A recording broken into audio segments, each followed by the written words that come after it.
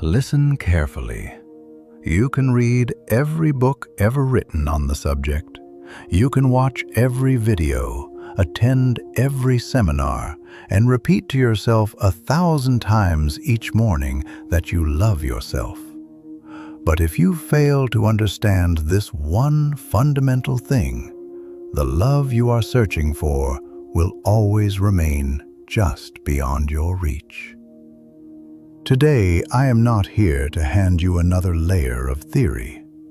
I am here to give you something far more rare and far more valuable. A key.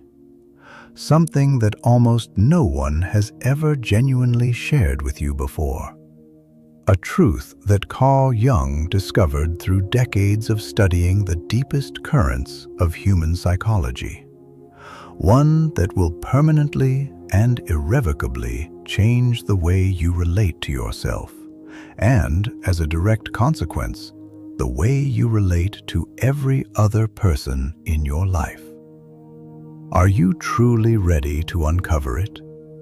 If you are here right now, it is because something deep inside you already senses that there is more depth available, more genuine connection possible, more authentic love waiting, not out there somewhere, but within you, in a place you have not yet fully explored or allowed yourself to inhabit.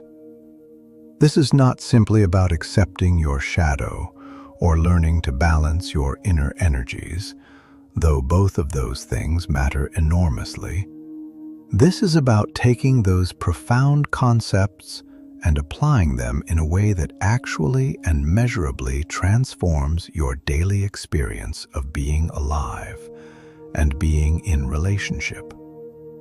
By the time you reach the end of what is shared here today, you will not merely possess a deeper intellectual understanding of why you have struggled to feel genuinely loved and seen. You will leave with a clear, practical, and honestly actionable approach to revolutionizing your relationship with yourself, and as a natural, inevitable result, your relationship with others. This is not about theory sitting on a shelf.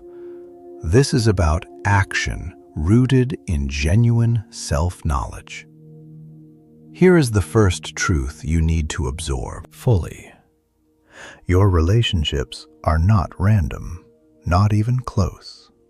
What draws you powerfully toward certain people and what repels you just as powerfully from others is a direct and precise reflection of what remains unresolved within you. Think carefully about the last person who made you feel something deeply intense. Whether that feeling was love, admiration, frustration, or something you still struggle to name. That person is far more than a passing figure in the story of your life. They are a mirror, and what they are reflecting back at you is something buried deeply within your own interior. Something that has been quietly waiting for your attention and your willingness to look honestly at it. Perhaps you notice a pattern of being drawn toward people who make you feel uncertain about your own worth. Perhaps you find yourself consistently frustrated or even enraged by individuals who display qualities you have spent years rejecting in yourself. Today, you are going to learn how to use that mirror with conscious intention, how to look into it without flinching and uncover the parts of yourself that are crying out not for punishment, but for genuine attention and healing. Because until you do this work, you will continue moving through your life searching for love in places it can never truly be found. The real question is never, why does this person behave this way? The real question, the one that actually leads somewhere, is what is this person showing me about myself? This concept, which we might call the relational mirror, runs far deeper than it appears at first encounter. When someone triggers a powerful emotional reaction in you, whether it is intense attraction or intense aversion, what you are actually experiencing is a projection of your own shadow, your own unacknowledged interior life, making itself visible through the reaction you are having to another human being. Look carefully and honestly at the patterns running through your relationships. Do you find yourself repeatedly drawn to people with eerily similar characteristics, despite telling yourself each time that this one is different? Or do you find yourself consistently and sometimes irrationally avoiding certain types of people? Both of these responses are equally significant.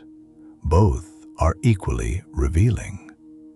Attraction and repulsion are two sides of a single coin, and both point directly toward something crucial happening in your inner world that deserves your full and honest attention. When you feel powerfully drawn to someone, ask yourself, what qualities do I most admire in this person? Sit with that question seriously before answering it. Is it possible that these are qualities you have not yet fully allowed yourself to develop or express in your own life? Perhaps you are magnetized by someone's sense of freedom and spontaneity because you have spent years living in ways that felt excessively structured, controlled, and confined. Perhaps their effortless confidence awakens something in you that has been waiting quietly for permission to emerge. And similarly, when someone irritates you with an almost irrational intensity, ask yourself with equal honesty, what precisely bothers me about this person? Is it possible that I carry this same quality within myself, but have spent considerable energy denying or suppressing it? Perhaps arrogance in others unsettles you because somewhere beneath the surface, you struggle with your own quietly held sense of superiority, one that you feel too ashamed to openly acknowledge or examine. This kind of raw self-awareness is genuinely transformative, but it demands a quality of honesty that most people find deeply uncomfortable because it requires willingness to see the parts of yourself you have worked very hard to keep hidden, even from your own conscious awareness. And it is precisely in that recognition, in that honest and courageous moment of seeing, that real healing becomes possible. The most difficult relationships of your life are frequently your greatest teachers. That person whose very presence makes you tense and reactive, they may be holding the precise key to unlocking aspects of yourself that have been calling out for acknowledgement and integration for years. It is no coincidence that certain individuals appear in your life at particular moments. They arrive as messengers, pointing unmistakably toward your own path of inner integration. Remember, too, that just as others reflect parts of you back to you, you simultaneously serve as a mirror for them. When you genuinely understand this mutual dynamic, something remarkable begins to shift in how you move through your relationships. You develop both deeper compassion and a clearer sense of responsibility in your interactions. You begin to perceive that when someone reacts negatively toward you, they are not necessarily responding to who you actually are. They are responding to the reflection of themselves that they encounter when they look in your direction. Rather than reacting with defensiveness or hurt, you can choose to respond with understanding. Not naivete, understanding. there is a profound difference. Until you make the unconscious conscious, it will direct your life, and you will call it fate. Carl Jung. If this message speaks to something genuine inside you, subscribe to Carl Jung Philosophy and hit the like button, because what comes next may genuinely change the way you see yourself and the people around you. The purpose of this work is not simply to identify recurring patterns with intellectual interest. The purpose is to transform them from the inside out. Once you recognize which aspect of yourself is being reflected in a difficult or painful relationship, you can begin the real work, healing that part. And as you consciously integrate those rejected or underdeveloped dimensions of your own being, your relationships will begin to shift naturally and organically, not through dramatic external changes or carefully planned conversations, but because you yourself are changing at the level where it actually matters. This process of integration does not unfold overnight. It does not arrive on a predetermined schedule or follow a neat and linear progression. So release any expectation of immediate results. Instead, approach your emotional reactions the way a scientist approaches a fascinating and complex subject, with genuine curiosity rather than harsh judgment. Simply observe, notice. Over time, you will begin to recognize something remarkable happening. The people who once triggered intense and almost uncontrollable reactions in you will gradually lose their power over your emotional state. The healthier, more balanced, and more genuinely nourishing relationships you have been seeking will begin to appear. Not because you searched harder for them, but because you changed the frequency from which you were operating. Instead of attracting people who mirror your unhealed wounds, you will begin drawing toward you those who reflect the integrated, whole version of yourself. You will no longer desperately seek in others what you secretly feel you lack within yourself. Instead, you will begin building connections rooted in shared wholeness rather than mutual emotional dependency.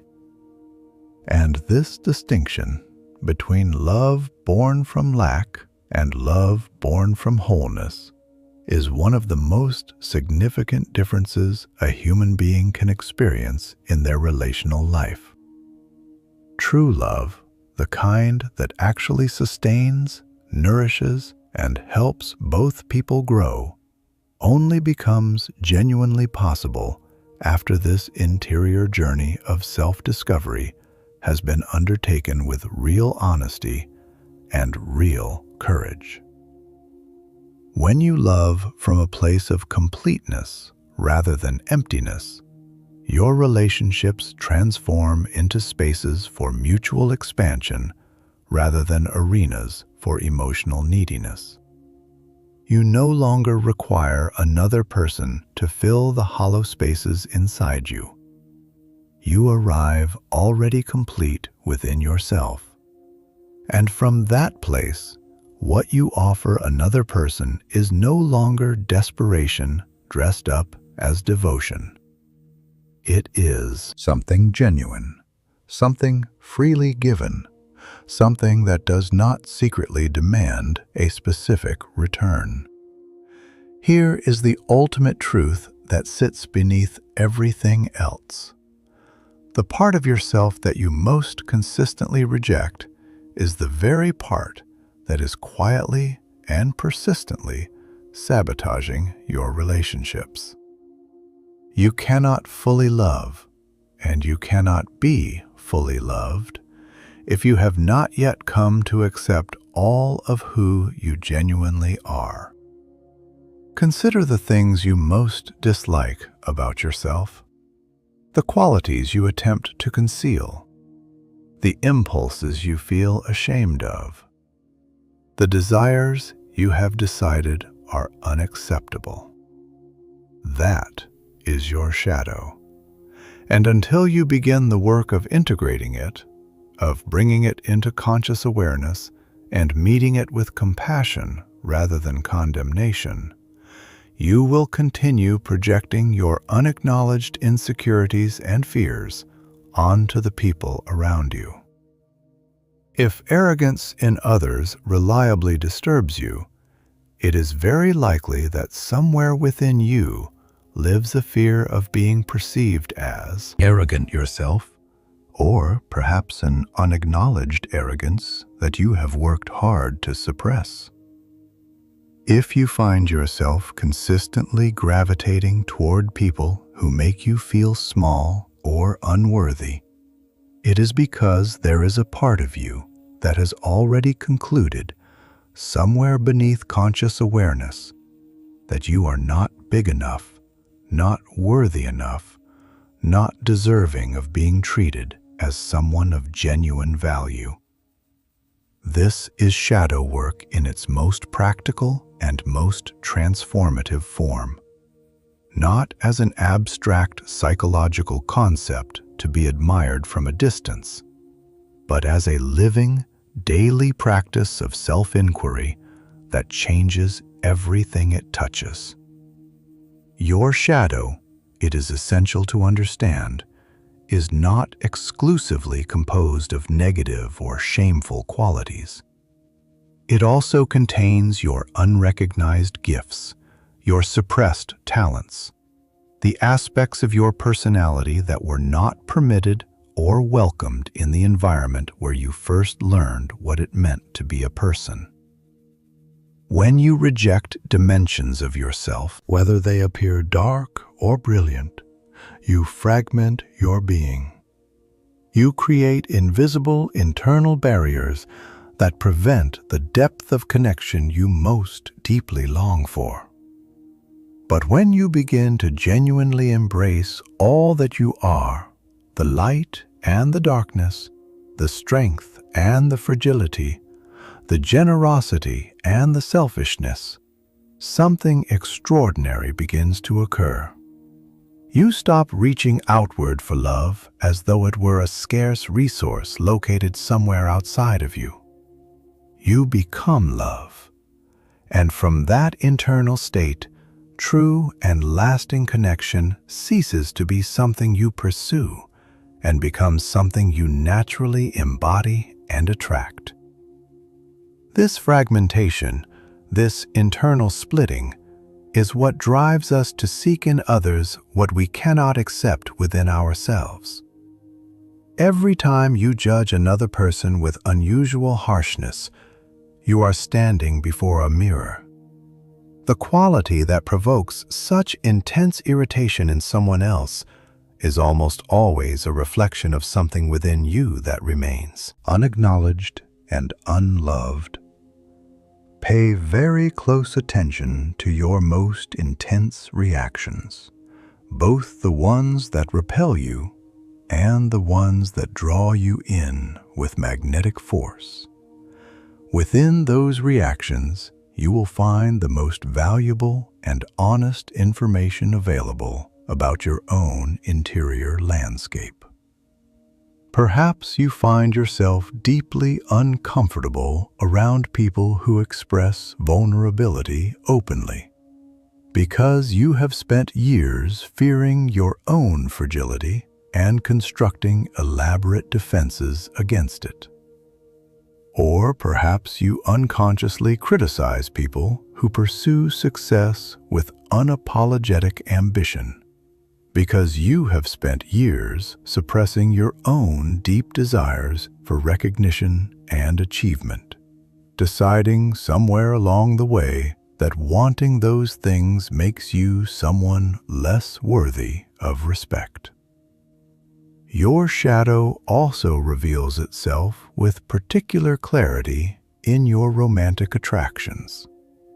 We are consistently and powerfully drawn toward people who openly and freely express the very qualities we have repressed in ourselves.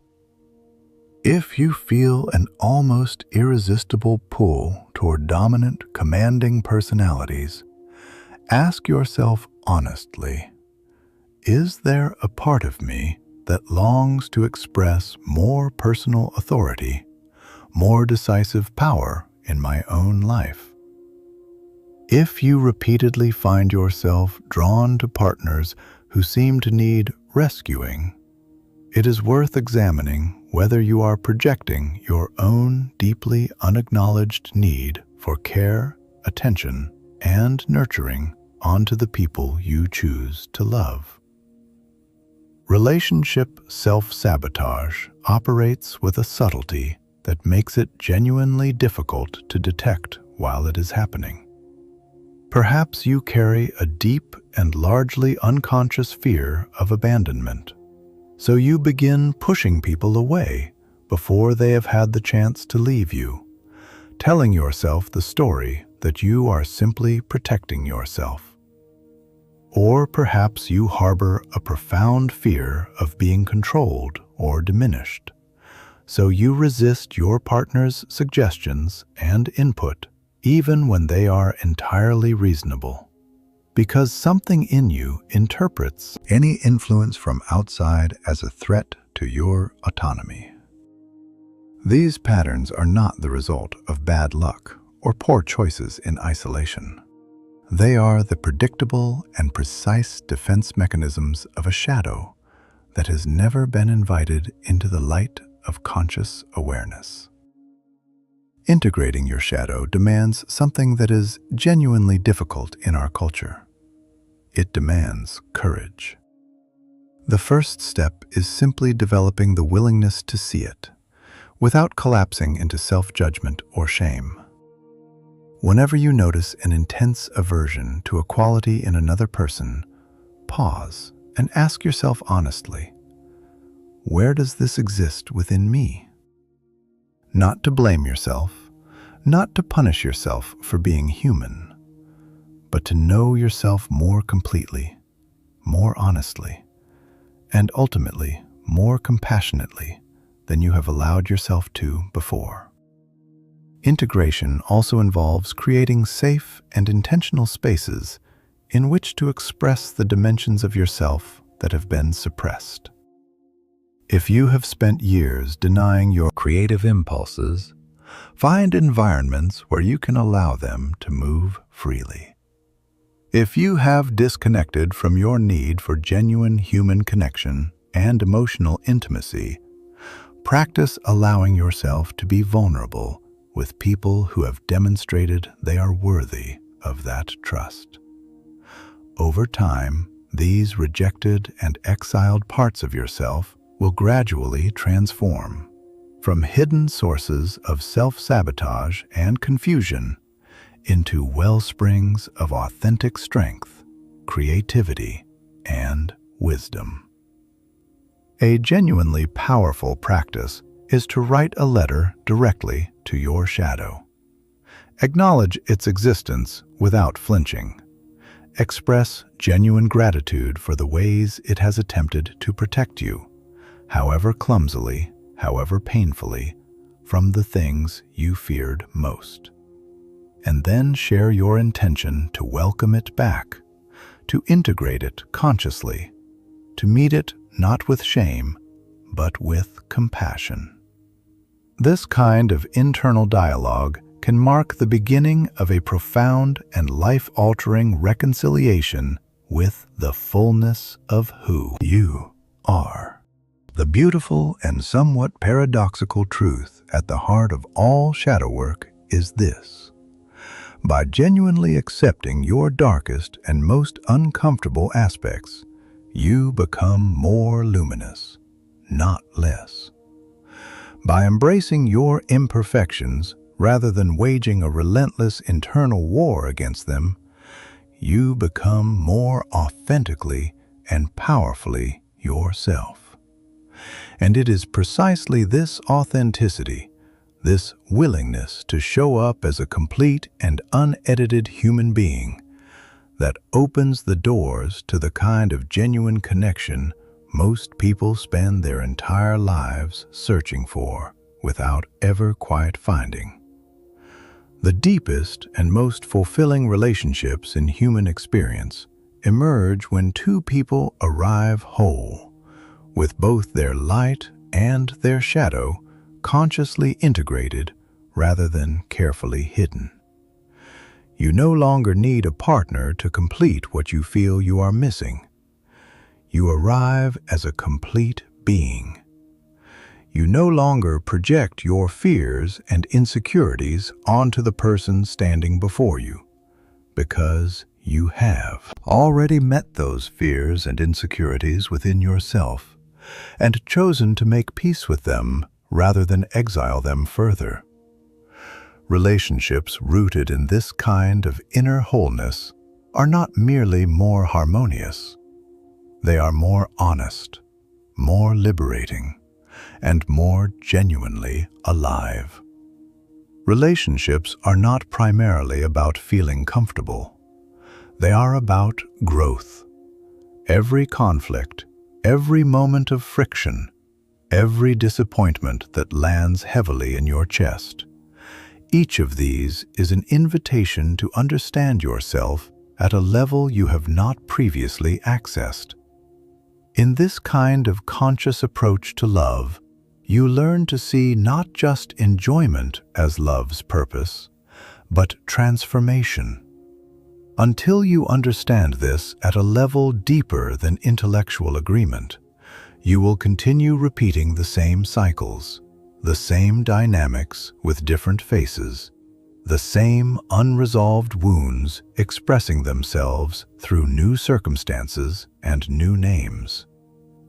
If you consistently find yourself in relationships where you feel abandoned and overlooked, there is an abandonment wound within you, actively seeking the attention and healing it has never received.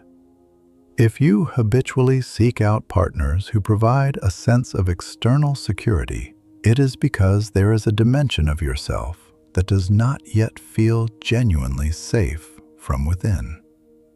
These are not character flaws. They are not evidence of weakness or brokenness. They are precise and compassionate signals, internal messengers pointing toward the specific terrain within you that is ready to be explored and ultimately healed. When we approach love exclusively as a source of pleasure and reassuring comfort, we deprive ourselves of its most profound, transformative dimension. Relationships are life's most consistently intense and revealing classroom. They are the clearest mirror our inner world ever encounters. Every person who enters your life arrives carrying a specific lesson, and until that lesson has been genuinely absorbed and integrated, the pattern it represents will repeat itself with remarkable fidelity. The faces surrounding you may shift and change. The circumstances may arrange themselves differently each time, but the essential dynamic, the underlying emotional signature, will remain recognizably the same until the interior work is done. Relational patterns are never accidents.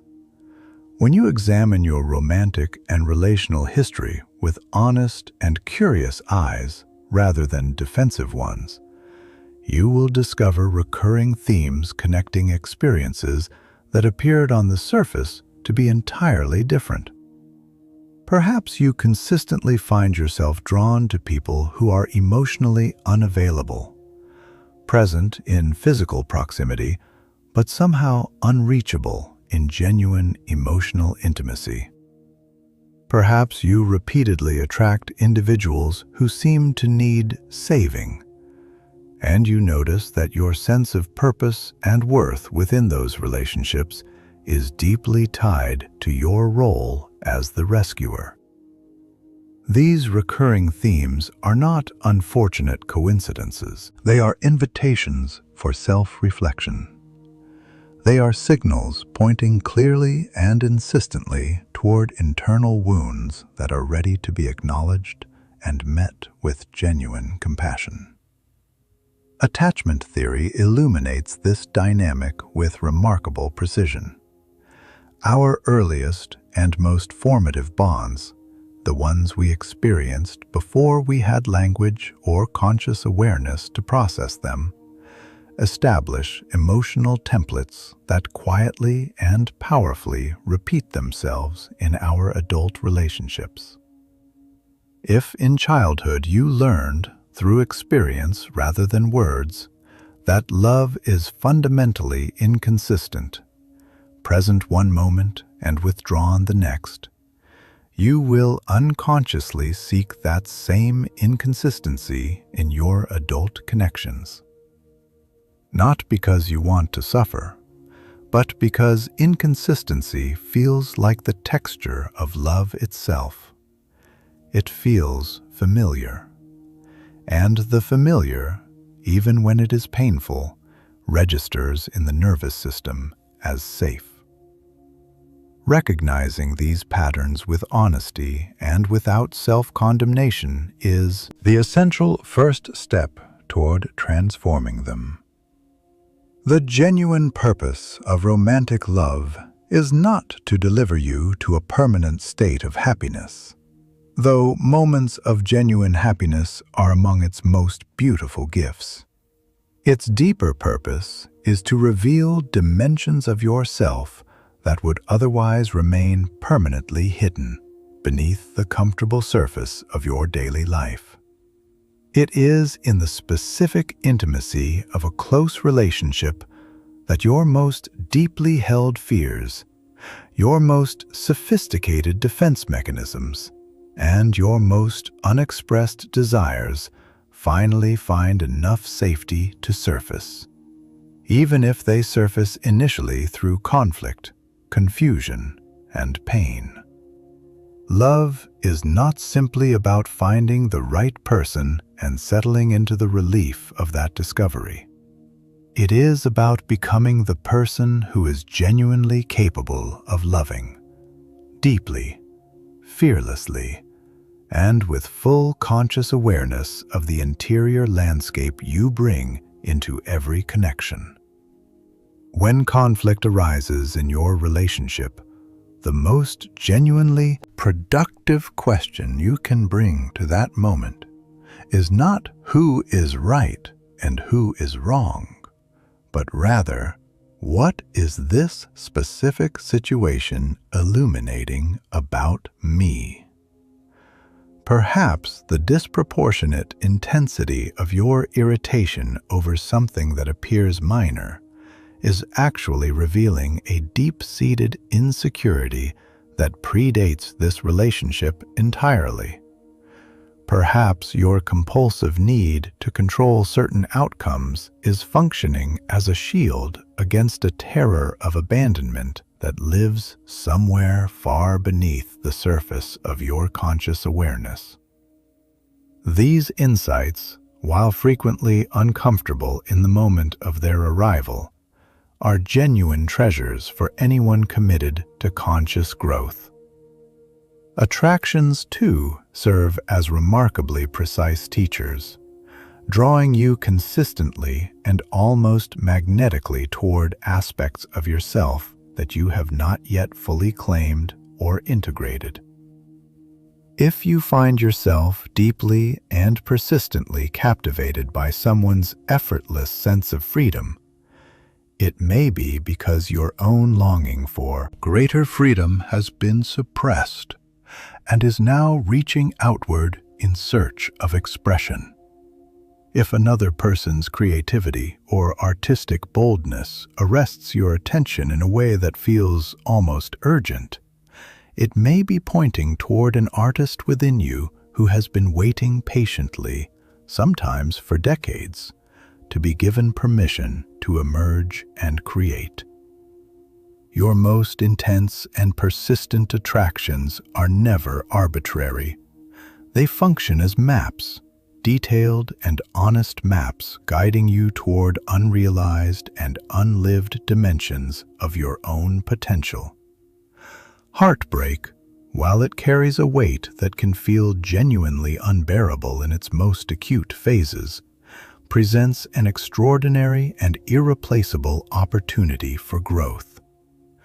When a significant relationship ends, you face a choice that will determine a great deal about who you become in its aftermath.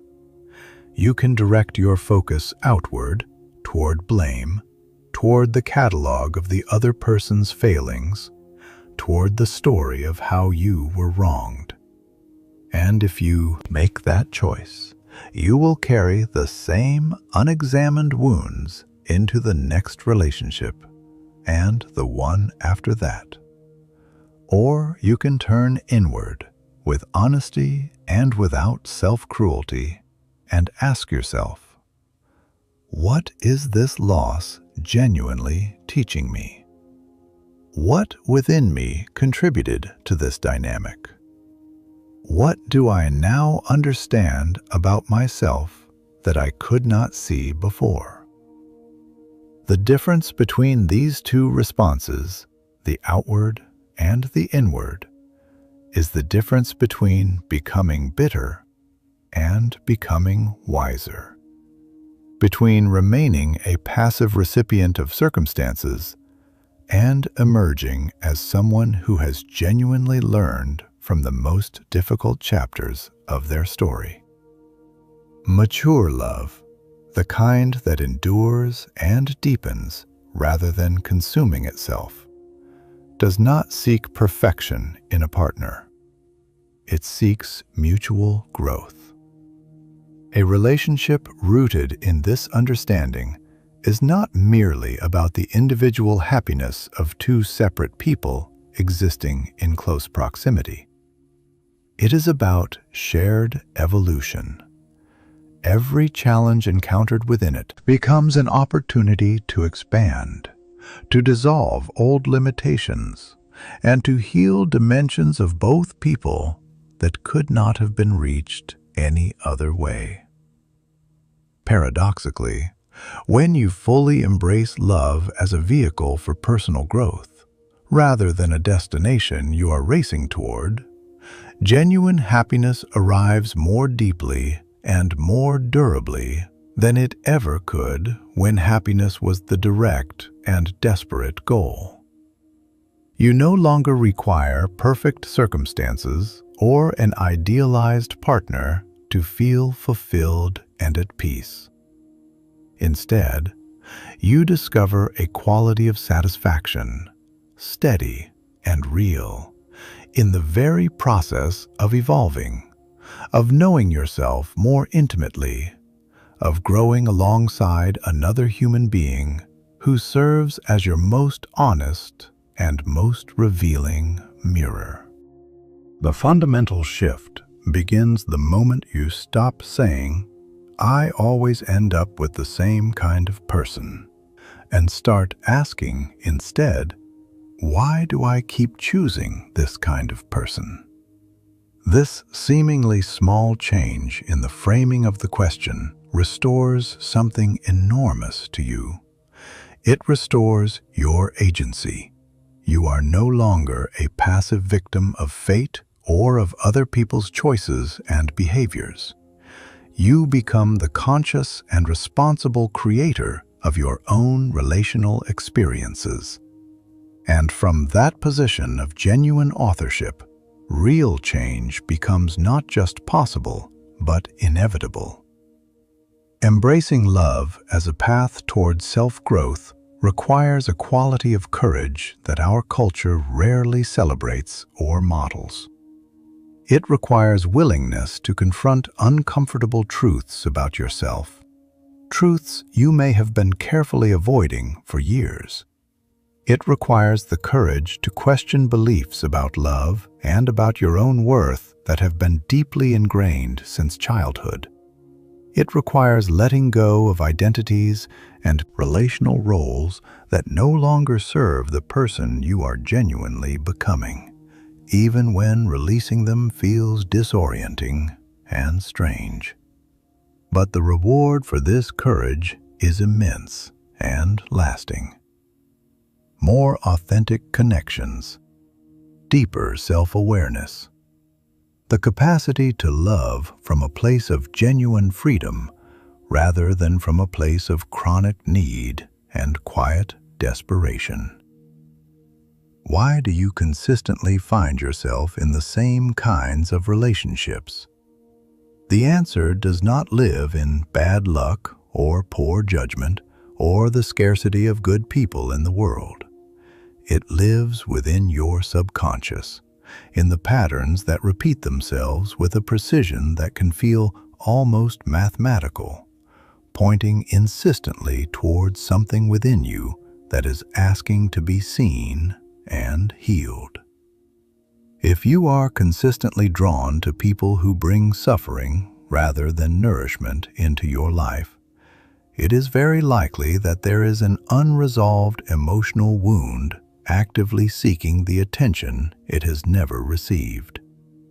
If you habitually seek validation and reassurance from your partners, it may be because a dimension of you has concluded, somewhere beneath conscious awareness, that you are fundamentally unworthy of love that does not need to be constantly earned and re-earned. Toxic relational patterns operate like invisible and self-reinforcing cycles, repeating with a consistency that has nothing to do with coincidence and everything to do with deeply rooted subconscious programming that quietly shapes your choices before your conscious mind even registers them. You may change partners entirely. New person, new circumstances, new beginning. But the underlying emotional dynamic remains recognizably identical. This is not a curse. It is not evidence that you are broken beyond repair or condemned to repeat the same story indefinitely. It is the result of early programming, patterns established in the environment where you first learned what love meant, what relationships felt like, and what you needed to do in order to be safe and accepted within them. If you grew up in an environment where love was consistently conditional, offered when you performed well and withdrawn when you fell short, you may now find yourself unconsciously recreating that same exhausting dynamic in your adult relationships.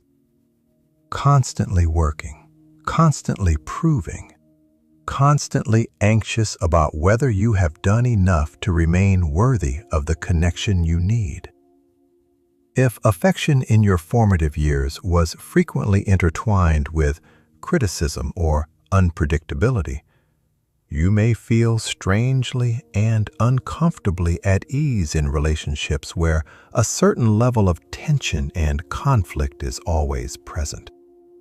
Because that texture, however painful, registers in your nervous system as the familiar shape of love. The first and most essential step in breaking these deeply embedded patterns is developing genuine self-awareness, not the surface-level kind that simply acknowledges there is a problem, but the kind that is willing to sit with discomfort long enough to see clearly. Observe your relational history as though you were watching it unfold on a screen from a position of curious and compassionate distance. What themes keep returning? Do you consistently end up feeling overlooked and emotionally invisible? Are you repeatedly drawn to people who are fundamentally unavailable, present in body, but absent in the ways that matter most? Do you notice a pattern of losing your own sense of self, your own preferences and values and voice within the gravitational pull of a relationship? These repetitions are not random noise. They are precise and meaningful signals pointing towards specific emotional wounds that are ready, often urgently ready, to be addressed. Behind every persistent toxic pattern lives a limiting belief operating beneath your conscious awareness, like an invisible architect shaping everything you build. If you consistently attract people who betray your trust, there is likely a deeply buried belief that you are fundamentally undeserving of loyalty.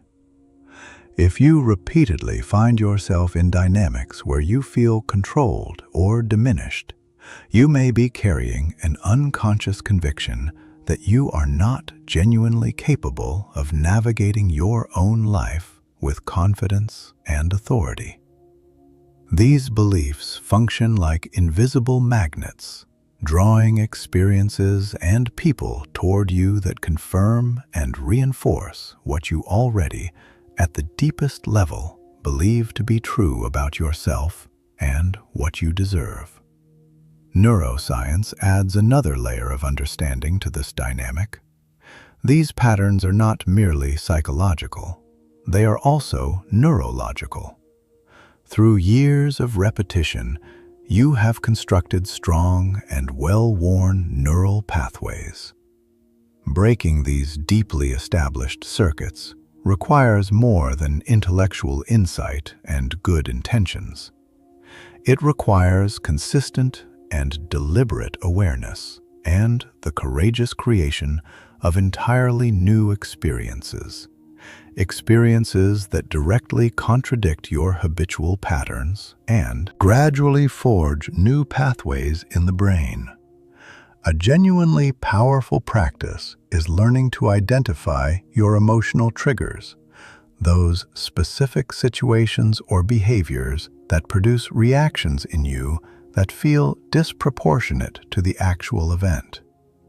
Perhaps a simple delay in hearing back from a partner activates an almost unbearable fear of abandonment that has very little to do with the present moment. Perhaps a casual and well-intentioned comment about your appearance ignites a deep insecurity that was planted long before this relationship existed.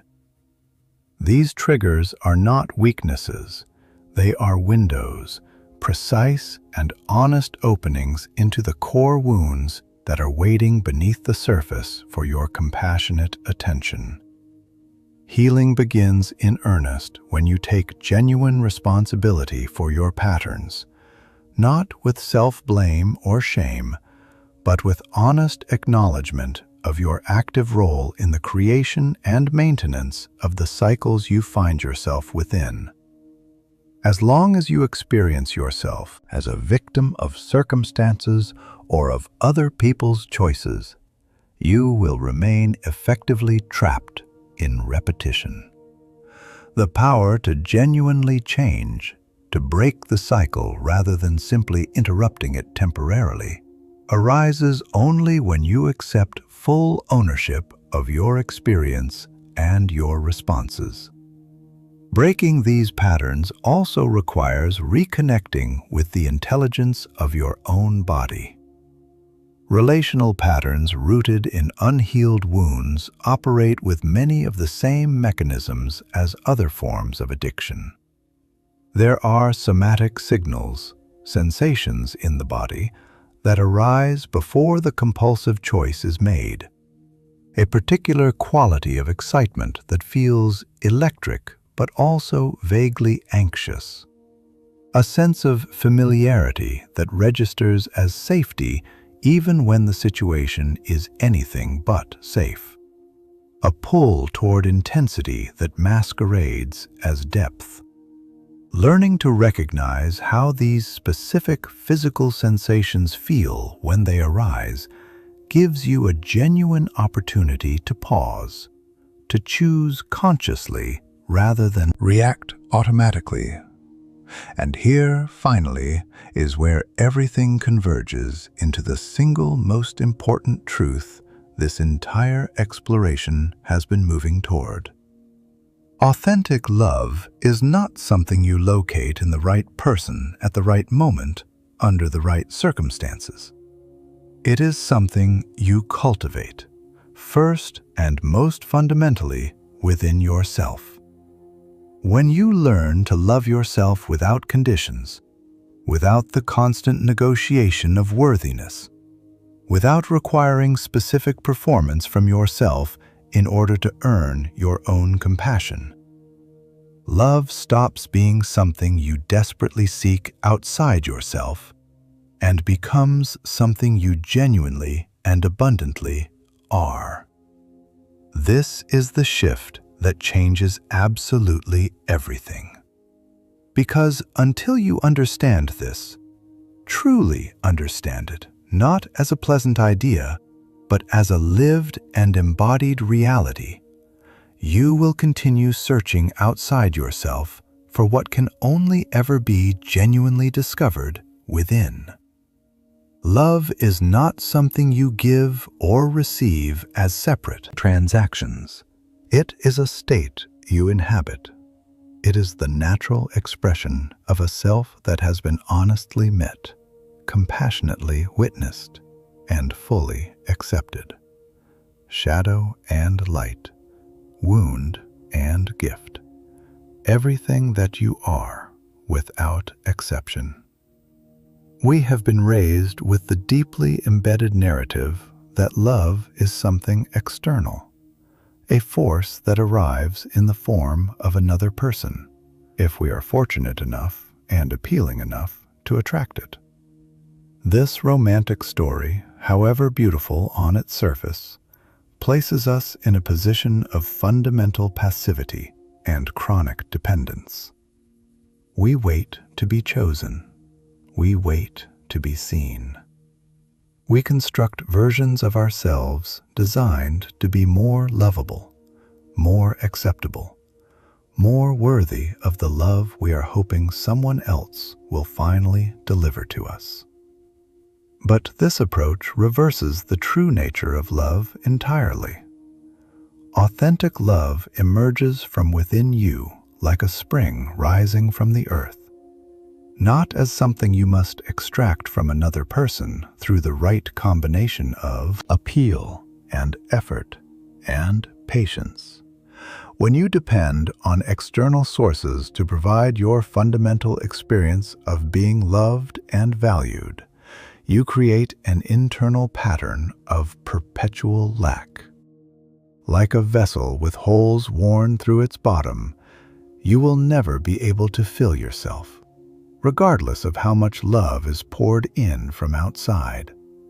The love that arrives from external sources is always, by its nature, temporary, conditional, and ultimately limited by another human being's own capacity and wounds and history. The paradigm shifts completely and permanently when you recognize, not just conceptually, but in your actual lived experience, that you are the primary source of your own experience of love. You do not require permission to love yourself. You do not need to reach a particular threshold of achievement or attractiveness or goodness before self-love becomes something you deserve. It is not a reward granted for being enough. It is your fundamental birthright, your natural state. What remains once the barriers you have constructed against yourself are gently and courageously removed? As you cultivate this quality of unconditional relationship with yourself, something begins transforming in the connections you form with others. You no longer approach people from a place of hollowness, hoping they will fill what is missing. You arrive from wholeness, and from that place, what you offer is genuine rather than strategic, freely given rather than desperately exchanged. The beautiful and somewhat counterintuitive truth is that when you stop urgently needing love from outside, you become far more genuinely capable of both giving and receiving it. If these words have reached something real within you, if even a single idea here has illuminated a pattern you recognize, a wound you are ready to meet, or a truth you have been quietly carrying for a long time, subscribe to Carl Jung philosophy for more content that goes beneath the surface of how we live and love. Share this with someone in your life who is ready to stop searching outside themselves and begin the most important journey available to any human being, the one that leads, finally and unmistakably, back home to themselves.